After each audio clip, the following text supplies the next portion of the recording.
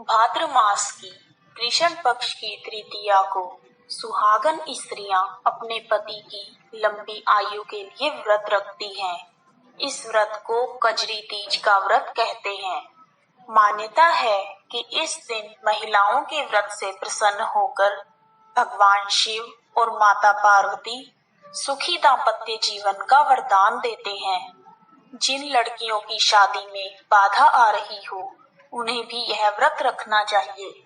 व्रत के प्रभाव से शादी में आ रही बाधाएं दूर हो जाती हैं।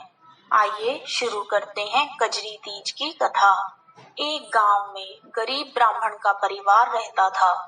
वह इतना गरीब था कि 2 वक्त का भोजन भी कठिनाई से जुटा पाता था। ऐसे में एक दिन ब्राह्मण की पत्नी ने कजरी तीज का व्रत रखने का संकल्प लिया और अपने पति से चने का सत्तू लाने को कहने लगी। यह बात सुनकर ब्राह्मण परेशान हो गया कि आखिर उसके पास तो पैसे ही नहीं है, फिर वह सत्तू कहाँ से लेकर आएगा। पत्नी की जिद के कारण ब्राह्मण साहूकार की दुकान पर पहुंच गया। वहां उसने देखा कि साहूकार सो रहा है। ऐसे में ब्राह्मण चुपके से दुकान में चला गया और सत्तू लेने लगा। इतने में साहूकार की नींद खुल गई और उसने ब्राह्मण को देख लिया। उसने ब्राह्मण को पकड़ लिया और चोर चोर चिल्लाने लगा। ब्राह्मण ने तब कहा कि वह चोर नहीं है और केवल 1.25 किलो सत्तू लेकर ही जा रहा है। ब्राह्मण ने बताया कि मेरी पत्नी ने कजरी तीज का व्रत किया है और उसके लिए चने का सत्तू चाहिए, इसलिए मैंने केवल चने का सत्तू ही लिया है। यह सुनकर साहूकार ने ब्राह्मण की तलाशी ली।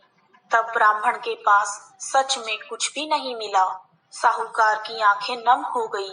उसने ब्राह्मण से कहा कि आज से ब्राह्मण की पत्नी को वह अपनी बहन मानेगा। इसके बाद साहूकार ने ब्राह्मण को पैसे और सामान देकर विदा किया।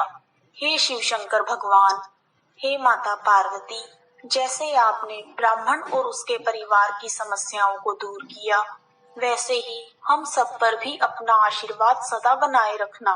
कथा समाप्त। कहानी सुनने वालों का भी भला और सुनाने वालों का भी भला। जय शिव शंकर भगवान, जय माँ गौरी।